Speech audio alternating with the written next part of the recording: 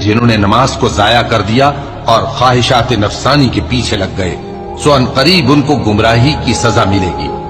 ہاں، جس نے توبہ کی اور ایمان لایا اور عمل نیک کیے تو ایسے لوگ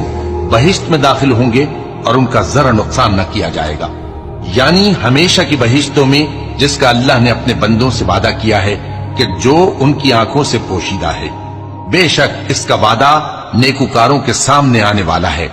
وہ اس میں سلام کے سوا کوئی بےہودہ کلام نہ سنیں گے اور ان کو صبح و شام کھانا ملے گا۔ یہی وہ جنت ہے جس کا ہم اپنے بندوں میں سے ایسے شخص کو مالک بنائیں گے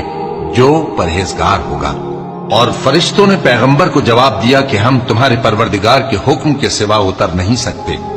جو کچھ ہمارے آگے ہے اور جو پیچھے ہے اور جو اس کے درمیان ہے سب اسی کا ہے، اور تمہارا پروردگار بھولنے والا نہیں، یعنی آسمان اور زمین کا اور جو ان دونوں